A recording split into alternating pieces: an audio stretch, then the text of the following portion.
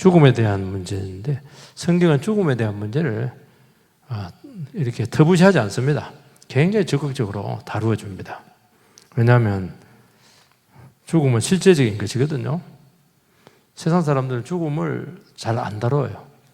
그리고 살아가면서도 죽음을 잘 의식 안 합니다. 영원히 살 거로 생각을 해요. 그래서 죽음이 딱 오면 그때 절망합니다. 성경은 그렇게 하지 않고 성경은 항상 그 신앙이라고 하는 게 뭐냐니까 죽음을 오늘 나의 현실로 끌고 오는 게 그게 믿음이에요. 언젠간 죽을 텐데 그 주님 앞에 서게 될 텐데 그러면 오늘 내가 어떻게 살아야 될 것인가? 그러면 삶이 확 달라져요. 우리가 하고 있는 거의 대부분의 일들이 쓸데없는 일이라는 것을 알게 됩니다. 그 삶이 담백해지게 되는 것이거든요. 그리고 거기서 심판대 앞에서 우리가 판단을 받아야 된다. 그럼 더 심각해지는 것이죠. 우리가 지은 죄에 대해서는 형벌이 있을 것이요. 우리가 한 믿음의 행위나 그 사랑에 대해서는 상이 있을 거 아니겠습니까? 그러니까 기독교는 상벌이 뚜렷합니다. 상급 사상이 있죠. 그냥 단순히 뭐 천국 가고 지옥 가는 정도가 아니죠. 그래서 이 죽음의 문제에 대해서 굉장히 구체적이고 실제적이고 우리는 애매하죠. 애매하고 그렇지만 다 죽죠. 그래서 죽음이 준비가 안 돼 있는 것입니다. 그래서 여러분 나이가 저도 벌써 이제 환갑인데 환갑 되면 이제 옛날에는 다 돌아가실 나이인데 지금은 뭐 요즘은 인생은 70부터다 그렇게 얘기하는데 맞는 것 같아요. 우리 뭐 최기덕 성도님 보니까 인생은 75세부터 얘기했나 생각이 될 정도인데 그 참 인생이라는 게 그런 것 같아요. 그래서 여러분들이 죽음에 대해 구체적으로 좀 정리가 되어 있어야 되는 겁니다. 첫 번째 주 안에서 죽는 것은 주 안에서 죽는 것입니다. 자는 것입니다. 14절 같이 읽겠어요. 자, 시작. 우리가 예수께서 죽으셨다가 다시 살아나심을 믿을진대 이와 같이 예수 안에서 자는 자들도 하나님이 그와 함께 데리고 오시리라.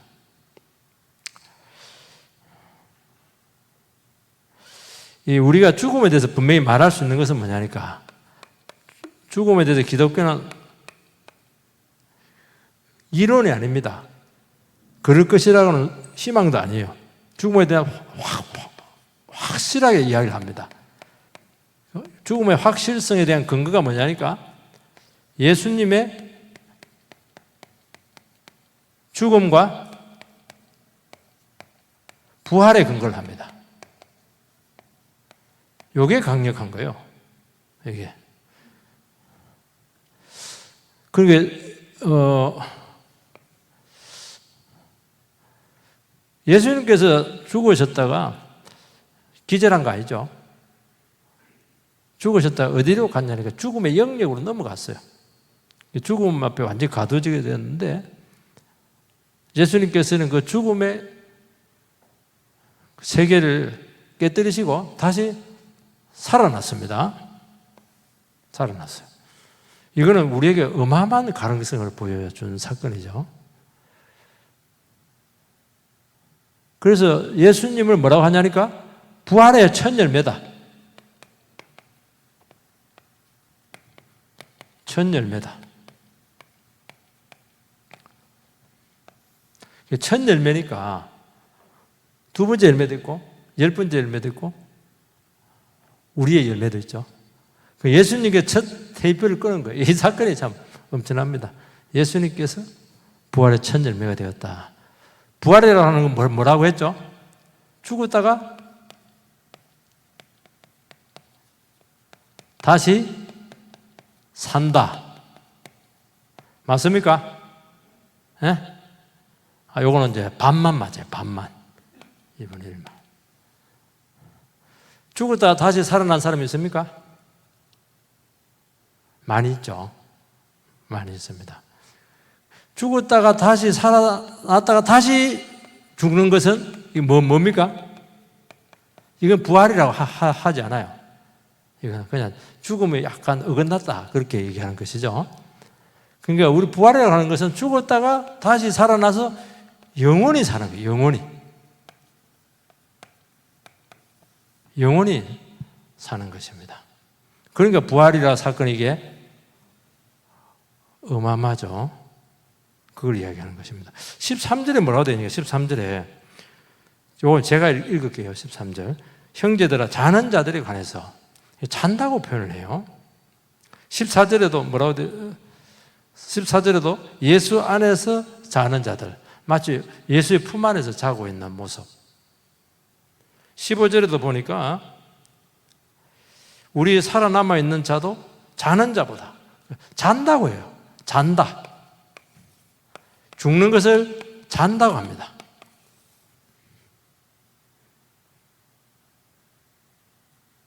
죽는 것을 죽음은 피해갈 수가 없어요. 모든 사람들은 다 죽을 수밖에 없죠. 죽음은 피해갈 수 있어요. 왜 죽음에 왔죠? 죽음에 왜 왔죠? 자, 1번. 모든 것은 생로병사에 따라서 자연의 법칙이다. 2번. 죽음은 제 형벌로 왔다. 3번. 에이, 모르겠다. 조재복 형제님은 왜 죽음에 왔어요? 자연의 법칙이다. 그럼 부인이 얘기를 해봐야 되겠다. 부인도 동의를 합니까? 죽음은 왜 왔어요? 자연의 법칙, 역시 남편과 동의, 둘이 잘 살 겁니다. 저래야지. 그런데 틀렸어요. 죽음은 형벌이에요, 형벌. 뭐의 형벌? 죄에 대한 형벌. 창세기에 보면은 뭐라고 되냐니까, 창세기에 보면은 에덴 동산이잖아요. 이때 하나님께서 아담과 하와 두 사람 부부를 여기다 살게 했죠. 하와. 그런데 여기 이제 나무가 두 개 있어요. 요걸 뭐라고 하냐? 생명나무. 요것을 선악과. 에덴 동산은 너무 풍성해요. 과일도 너무 많고 먹을 게 풍성한데 가운데다가 이렇게 해놨습니다.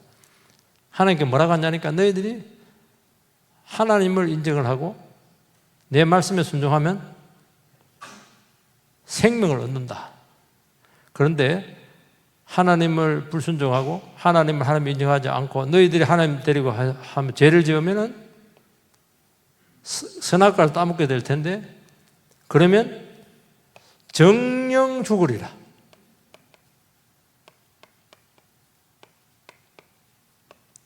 정령 죽으리라고 하는 건 뭐냐니까 죽고 또 죽으리라. 이게 무슨 말이야? 확실히 죽는다. 그러니까 인간은 영원히 살 수 있었어요. 죄 없으면 영원히 살 수가 있었죠.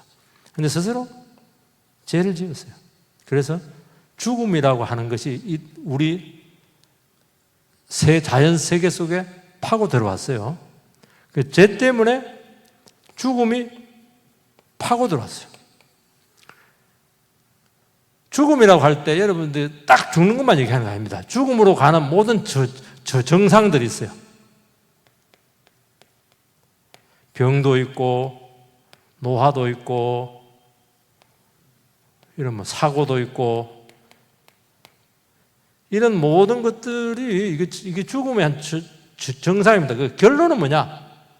결국 죽음으로 종착이 된다는 거예요. 그래서 뭐냐니까 원래는 인간을 하나님 지으실 때는 어떻게 했냐니까 여기서 이제 좀 조금 더 이제 고민스럽게 나가면은 하나님 뭐 하려고 그렇게 두 개 만들어가지고 그냥 우리 꽃이냐? 그냥 영원히 생명을 주면 좋지. 하나님 그러신 분이에요. 자유의지겠죠? 자유의지. 우리는 죄 지을 수도 있고 하나님께 순종할 수도 있고 두 가지 의지가 다 있어요. 두 가지. 그건 자기 마음이에요. 그러니까 하나님 로봇으로 만들지 아니하시고 우리가 자기의 자유 의지를 가지고 자발적으로 하나님께 순종하는 백성. 순종하는 백성. 이것이 하나님의 목적이었죠. 그리고 이때 그 아담과 하와는 우리식으로 말하면 무균 상태, 무균 상태. 무균. 그러니까 실험실에 지들 보면은 무균, 균이 없는 곳에 키웁니다. 병균이 없는 곳에 무균 상태. 그걸 키워요.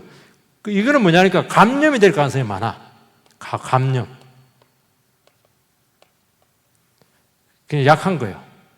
그래서 감염이 될 수 있는 죄를 지을 수 있는 가능성도 있었었는데 인간은 죄를 선택을 했어요. 그래서 그 죄에 대한 결과로 그 형벌이 오게 된 것이에요. 감염이 된 거예요. 우리가 처음부터 죄에 감염이 되었어. 그래서 죽음과 모든 죽음의 정상들이 이 땅에 왔어요. 그런데 예수님께서 어떻게 했냐니까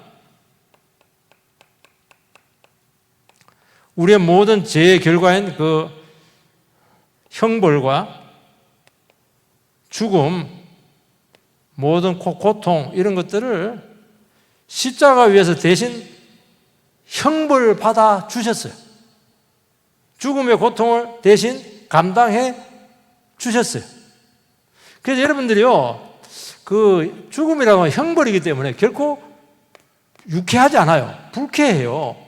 어떤 사람 죽음을 너무 미워하는데 그건 틀린 겁니다. 죽음 굉장히 불쾌한 거예요.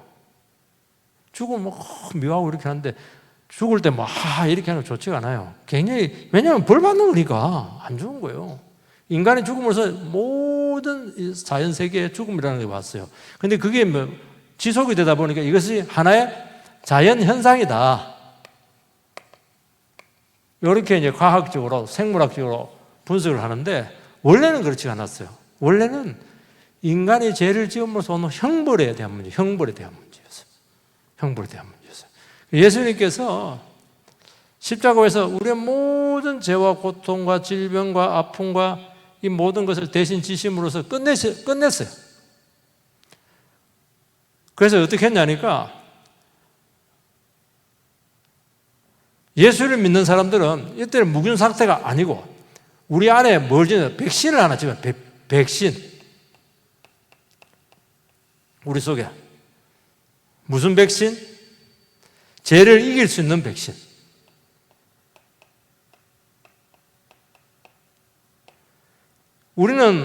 우리도 죄 지어요. 그렇지만 이제는 죄를 이길 수가 있게 되었어요.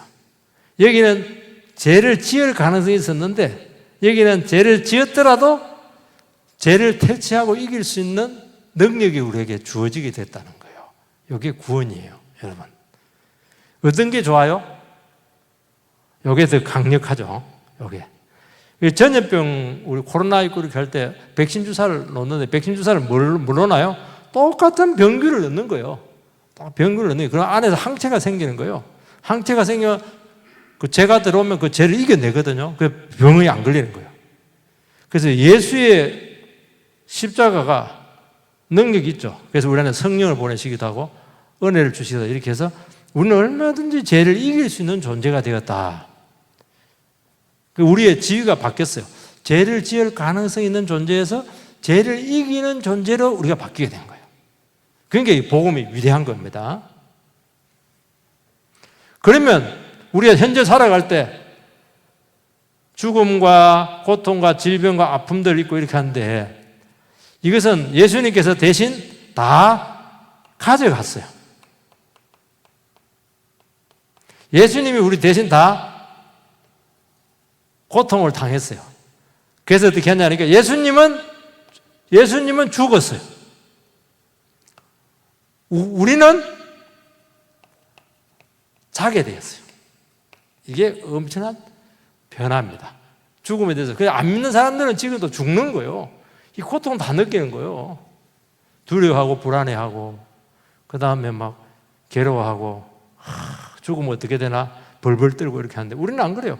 편안 엄마 품에 예수 안에 자는 자 이러니까 애기들 보면 엄마 품에 새끈새끈 잠을 자잖아요. 그게 뭐가 불안해요. 제일 평안하죠. 요게 뭐냐니까 요게 잔다 그런 의미를 가지고 있습니다. 이런 지식들 좀, 이런 그 신학들 좀 알고 있어요. 죽음의 신학들 알고 있어야 됩니다.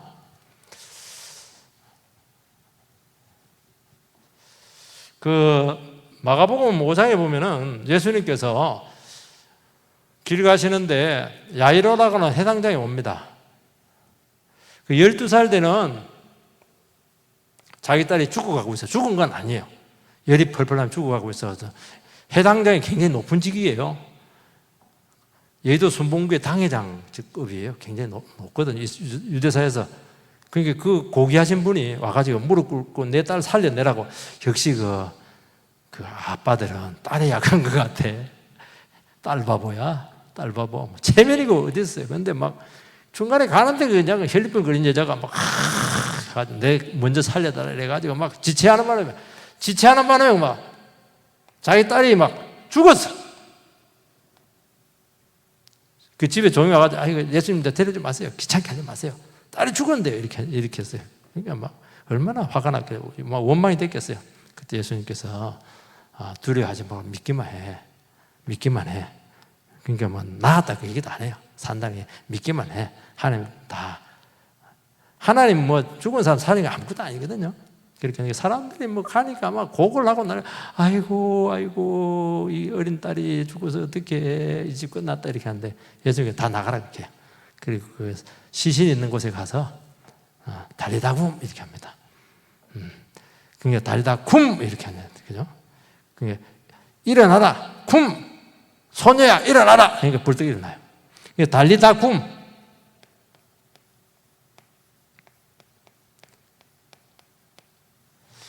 이게 이제 아람어입니다. 아람어.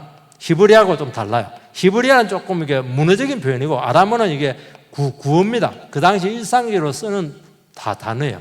엄마들이 애들이 자고 났을 때, 야, 학교 가야지. 내 딸 일어나. 그 일상적인 언어를 씁니다. 소녀야, 자지 말고 일어나. 그러니까 죽었던 딸이 살아났어요. 예수님, 그게 예수님은 죽은 게 아니고 자고 있는 거예요. 그 딸이. 자는 거 깨우는 거예요. 일어나. 그렇게 하는 거예요. 그런 의미에서 잔다. 여러분들이 그걸 좀 잘 기억을 해야 돼요.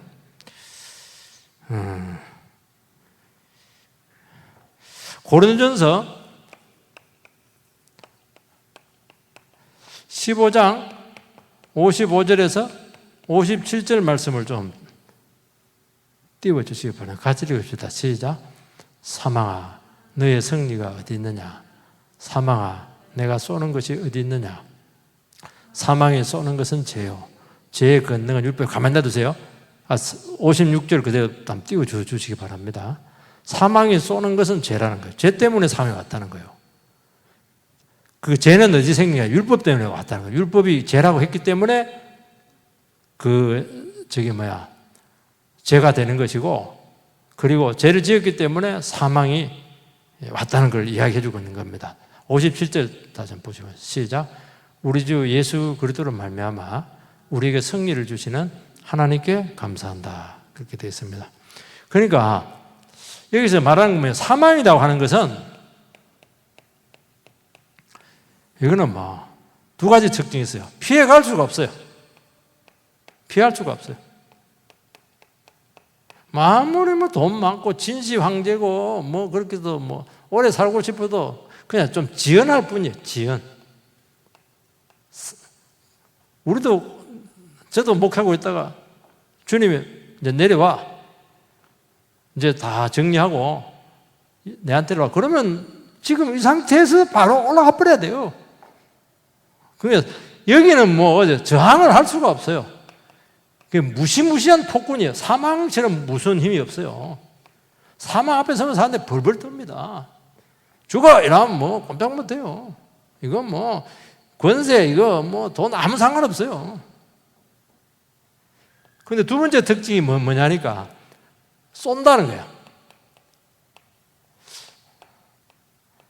술을 한 잔 쏘는 게 아니고 오늘 하나 쏠게. 벌써 정신되고 그러니까 입이 살살 돌고 있는 사람도 안 됩니다. 여러분, 저도 여기서 말벌 한 대 쏘였거든요. 이거 하는 게 막, 목뒤 쏘였는데 막, 얼마나 아픈지 막. 너무 아파. 막 쓰려. 그러니까 사망이라고 하는 것은 너무너무 아프다는 거야. 너무너무 쓰리다는 거야. 여러분 죽을 때 보면 곱게 안 죽습니다. 3년 병치레 뭐 이러면서 막 그냥 너무 고통스러워요. 죽는 게 쉽지가 않아요. 죽는 게 어떤 분들은 늙어가는 게 힘들다 그렇게 하는데 한 해를 늙어가는 게 힘들다는데 그거보다 훨씬 더 힘든 게 뭐냐니까요. 죽는 게 힘든 거예요. 죽는 게 어떻게 죽을까? 늘 어떤 사람 기도하잖아. 첫 번째 병원 안 가기, 두 번째 요양원 안 가기, 세 번째 자다가 새벽에 돌아가시기 이렇게 하는데 그 기도해도 돼요. 기도해도 돼요. 저희 친모하고 장모님은 집에서 참 돌아갔죠. 참 감사한 것 같아요. 그러니까 나이 드신 분들은 요양원 가는 것을 고려장이라고 그래요. 현대판 고려장. 뭡니까? 요양원. 그래서 잘 안 가려고 그래. 한번 들어가면 집으로 못 와요. 그래서 이런 느낌인데, 근데 사실은 힘들면 집에서 감당이 안 되고 가줘야 돼. 그래서 더 오래 살고 보호를 받거든요. 의료적인 치료를 받기 때문에 그렇게 하는 거예요. 중요한 건 뭐냐니까 너무 피할 수 없고 너무너무 아파요. 너무너무 힘들다는 거예요. 근데 참 감사한 건 이 말을 왜 하냐니까 예수 그리스도가 이 피할 수 없고 너무너무 고통스럽고 두렵고 공포를 주는 이 무시무시한 죽음의 존재 모든 그 결과물들을 전부 다 가져갔다. 그거 이야기하는 거예요. 얼마나 감사해요? 그게 죽음을 정복한 거예요. 그래서 여러분들이요, 예수 안 믿으면 이런 죽음의 과정들을 다 거쳐야 돼요. 예수를 믿으면 아니에요. 갑자기 죽음이 극복이 돼요. 어떻게 극복이 되느냐?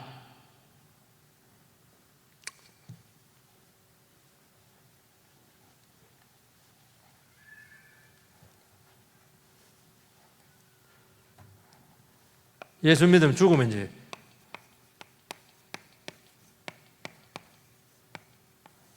우리 예수 믿는 사람들도 죽을 때 고생 많이 합니다. 병도 걸리기도 하고요. 참 어떻게든 3년 병치레 하기도 하고요. 뭐 중풍도 걸리기도 하고 그걸 이런 거 없다는 것이 아닙니다. 그런데 이것이 이제 마지막 고난입니다. 마지막 고난. 그래서 예수 믿는 사람들은 죽기 전에 병치레하고 죽음의 고통을 겪고 이렇게 할 때 하나님께서 마지막 한 번 연단을 시킵니다. 연단. 왜냐하면 그 이모습 가지고 천국 가면은 또 막 천국을 어지럽혀 놓기 때문에 여기서 다시 한 번 더 거룩하게 만듭니다. 한 번 더 그냥 용광로에 집어넣어가지고 한 번 더 구워버려요. 한 번 죽을 때 한 번 다시 한 번 더 사람을 만듭니다. 그래서 돌아가시기 전에 예수 믿는 사람들은 하나님께서 손을 한번 댈 때가 많아요. 댈 때가 많습니다. 이거는 연단입니다. 연단이에요. 연단은 우리가 받아야죠. 근데 이제 정작 죽을 때가 돼요. 죽으면 임박했어요. 이게 다 알잖아요. 본인도 알잖아요. 그러면 하나님께서 이때 성령 세례를 많이 줘요.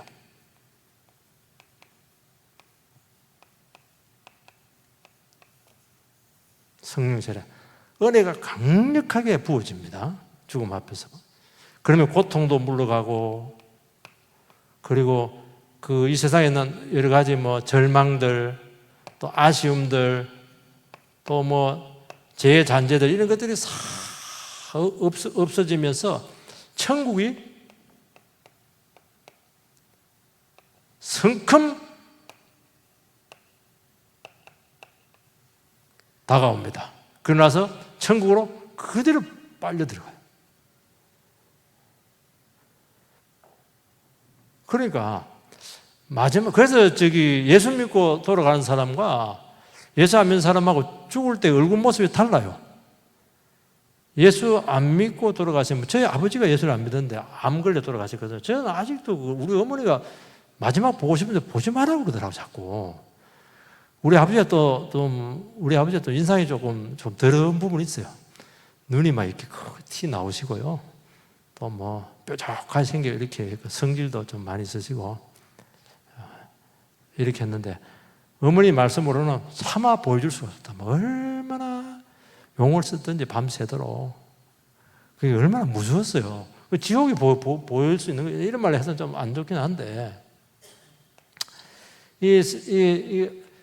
너무 두려운 거예요. 준비가 안 돼가지고 죽으면 어떻게 될지 몰라가지고 벌벌 떠는 거예요. 바깥에 끙끙거리는 소리를 내가 좀 더 들었거든요. 내가 고등학교 1학년 때 돌아가셨는데 그래서 이게 예산 문제가 아니더라고요. 근데 저도 이제 마지막 임종 예배도 많이 드리고 기도도 많이 해주고 손잡고 이렇게 돌아가신 분들이 있거든요. 그런데 보면요 얼굴이요 천사 같아. 그렇게 평안할 수 없어요. 그리고 도리어 더 나가시는 분들은 남아있는 유족 가족들에게 도리어 축복을 합니다. 축복을 해주고 가요. 마지막 욕하고 가면 얼마나 유족들 힘들겠어요. 내가 네 때문에 눈을 감을 수가 없다. 죽어서도 내가 너를 잊지 않을 거야. 그럼 얼마나 저주가 되겠어요? 근데 그렇게 하지 않고 축복하면서 예수 믿어라. 예수 믿으니까 지금도 그렇게 행복할 수가 없어. 주님이 내 손을 지금 잡고 있어. 이렇게 하는 거예요. 이게 얼마나 위대한 축복인 줄 아세요?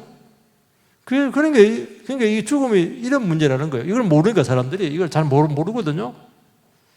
여러분요, 사람들이 고통이 있을 때 고통을 못 마시게 해서 엔돌핀이 나오잖아요. 엔돌핀은 고통을 먹게 하는 거예요. 그럼 이제 흥분이 되거든요. 흥분이 돼요. 지난번에 얘기했잖아요. 우리가 은혜 받을 때, 성령 받을 때, 엔돌핀이 아니고 디아돌핀이 나오는데, 디아돌핀. 세상 사람들은 이거 없어요. 요거는 엔돌핀의 몇 배냐? 4,000배. 의학적으로 이렇게 얘기를 해요. 그거는 뭐 보편적인 것인데 이거는 뭐 만 배가 될 수도 있는 것이고요. 따라서 이게 있는 거예요. 우리를 지켜주시는 겁니다. 그래서 여러분들이 죽음이라고 하는 것이 이렇게 예수 안에서 죽는 것은 자는 것이고 이게 얼마나 참 하나님 주신 귀한 선물인가 하는 것을 알 수가 있죠. 그리고 마지막으로 하나는 뭐냐니까 그럼 요거는 좀 뒤에 합시다. 두 번째 거 하고 나서 그렇게 하도록 해야 되겠어요.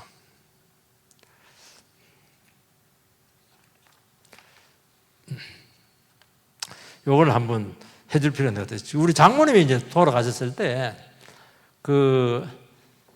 삼성병원에서 이제 우리 집에 대구에 있다가 이제 서울로 가족들이 서울에 다 있으니까 그 삼성병원 영안실에서 이제 있었는데 우리 처남이 지구촌교회 집사예요. 그래서 지구촌교회 교구 목사님 오셔가지고 장례를 집전을 했어요. 설교를 하는데 아직도 너무 그 설교가 기억이 나요. 저도 뭐 목사도 했는데 시편 23편 여호와는 나의 목자시니 내게 부족함이 없으리로다. 그거 본문을 읽고 나서 뭐라고 하냐니까 예화를 하나 더 드는데 어머니가 소천을 하게 되었다는 거예요. 아들이 넷인데 첫째 아들에게는 아들아 장남 이러면서 굿나잇 이렇게 인사를 했다는 거예요. 그래서 둘째 아들에게도 이제 또 굿나잇 잘자 이렇게 얘기한 거예요. 굿나잇은 잘 자라. 그럼 내일 아침에 다시 건강한 모습으로 만나자는 거 아니었어요? 셋째 아들한테도 굿나잇 이렇게 했다는 거예요. 넷째 아들에게는 뭐라고 얘기했을까요? 넷째 아들에게는 뭐라고 얘기했습니까? 그거 안 해. 그 유명한 그 예화입니다. 그걸 쓰더 나는 그때는 몰랐어, 그 예화를. 그런데 그 목사님 쓰더 굿바이 이렇게 하더라는 거예요. 그래서 화가 나가지고, 아니, 형님 세 분한테는 굿나잇 해놓고 왜 나는 차별하냐, 이렇게 하니까 엄마 사실은 말, 너는 예수를 안 믿잖아. 여기서 마지막 작별이야. 너하고는 다시 못 만나. 그 얘기를 했다는 거예요. 그때 뭐 굉장히 저도 그 목사인데도 굉장히 그 실감 나더라고. 그 얘기가 굿나잇, 굿바이 이렇게 하는 거야. 그래서 뭐 결론은 여러분 맺으시기 바랍니다. 그걸 이야기하는 거예요.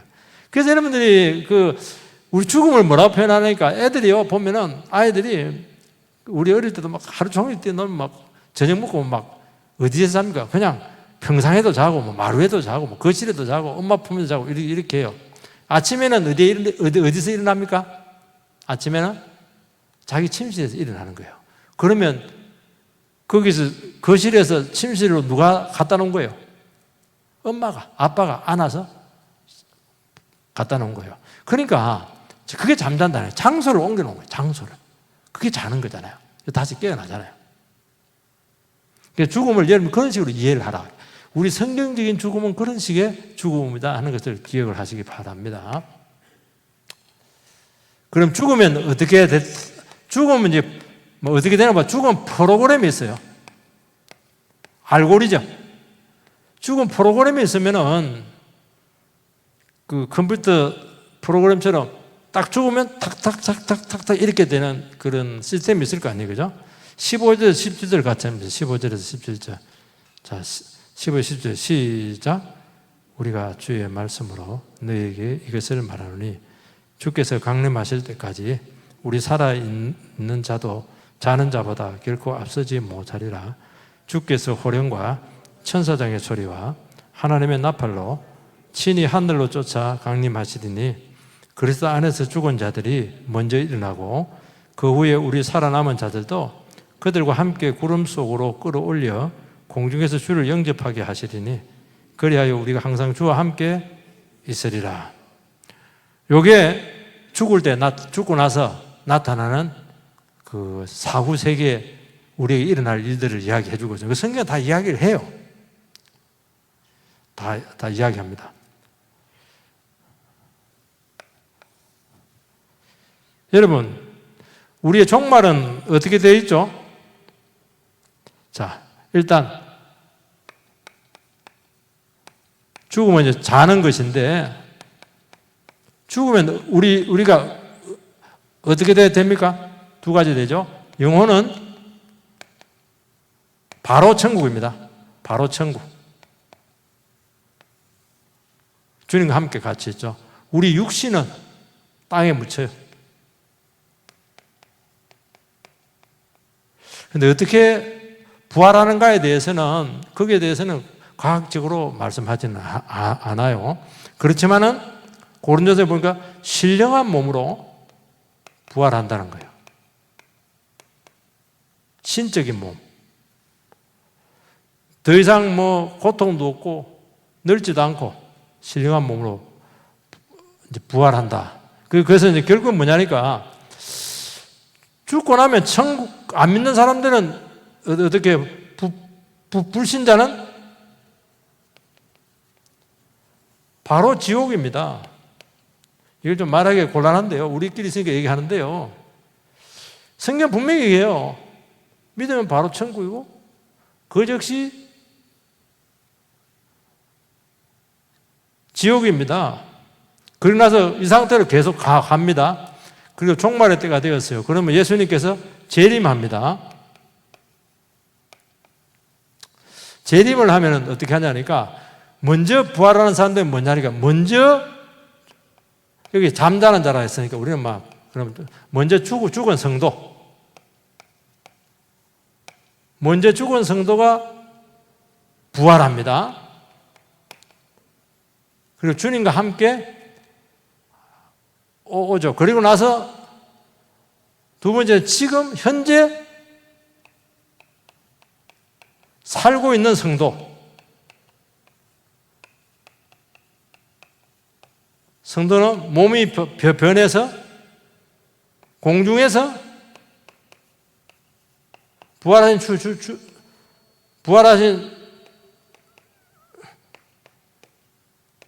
혼인잔치에 참여하죠. 공중에서 주를 맞이하리. 그렇게 성경에는 되어 있습니다. 그래서 죽기 전에 여기서 다 만나는 거예요. 여기서 부활한 몸을 가지고 죽음으로써 우리가 전부 다 분리됐잖아요. 다 분리됐잖아요. 이런 먼저 가신 분들, 그리운 분들 있죠. 사별하신 분들은 얼마나 아내가 보고 싶겠어요? 남편이 보고 싶겠어요? 다 보고 싶진 않은가 봐. 나는 천국에 가면, 그런 사람들은 난 천국에 안 갈래. 남편이 천국에 있으니까 난 지옥 간다. 그놈은 남편 안 보려고. 그러면 안 됩니다. 그러니까 지옥 가는 거예요. 근데 이제 여기서 다 제외합니다. 다 만나요. 그리고 나서 영원히 왕노릇 하면서 영광 가운데 살아간다. 요게 우리 죽고 난 후에 그런 우리에게 주어진 삶이다 하는 것을 여러분들께서 꼭 기억을 해야 됩니다. 꼭 기억을. 요거는 프로그램화 되어 있는 거예요. 프로그램화 되어 있기 때문에 이거는 확실한 사건이라고 그렇게 말씀을 하고 있습니다. 예수님께서 다시 오실 때는, 처음 오실 때는 아기 예수로 왔죠. 그리고 몰래 왔어요. 은밀하게. 즉, 그때는 공중에서 오면. 다 공개적으로. 여기서 뭐냐니까, 여기서 어떻게 하냐니까, 그러면 이제 안 믿는 사람들은 어때요? 안 믿는 사람들도 부활해요. 불신자들은 어떻게 되느냐? 불신자들도 부활합니다. 그리고 전부 다 하나님 심판대 앞에 서요. 그래서 은도를 받고 부활한 몸을 가지고 지옥에서 살고, 우리도 하나님 심판대 앞에 서요. 우리 믿는 사람도 하나님 심판대 앞에 섭니다. 우리는 그때 우리 죄가 없어요. 예수의 보혈의 피로 우리 모든 죄는 다 해결되게 깨끗하죠. 그러고 나서 우리가 믿음을 한 것에 대해서 상을 받아요. 여기 상이 나오는 거예요. 그래서 믿음으로 한 것만 따름이라. 그게 나왔잖아요. 믿음으로 한 것만 남아요. 믿음을 한 사랑만 천국에서 인정을 받습니다. 내가 나를 위해서 뭐 얼마나 출세했고 그런 거 하나도 없어요. 믿음으로 한 것만 남습니다. 그래서 상이 달라. 상을 받습니다. 그래서 천국에서 영원히 주님과 함께 왕노릇하죠.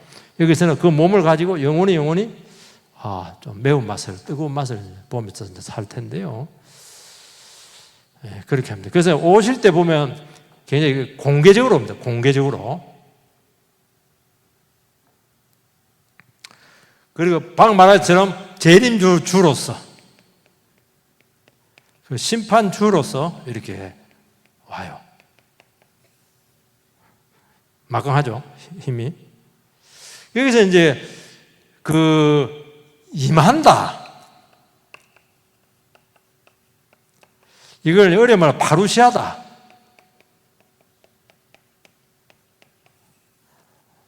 왕이 자기 업무를 위해서 왕이 있는 그 자리에서 현장으로 직접 나타나는 것을 파루시하다. 이렇게. 현장에 왜 나타나요?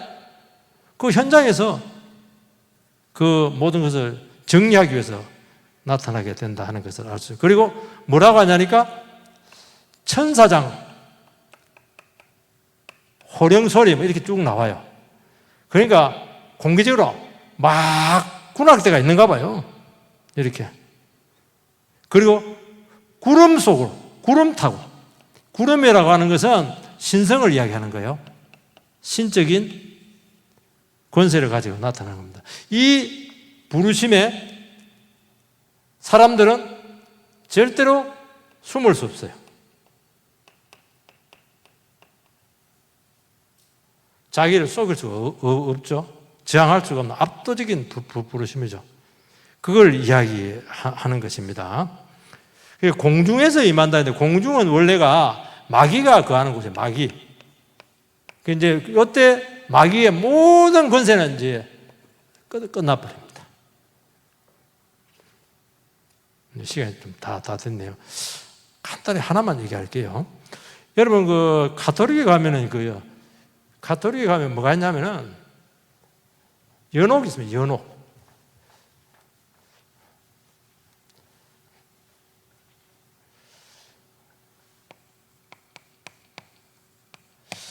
이 얘기를 하기 위해서 그렇게 하는 거예요. 사람이 죽으면 확실히 예수 믿는 사람은 천국 가고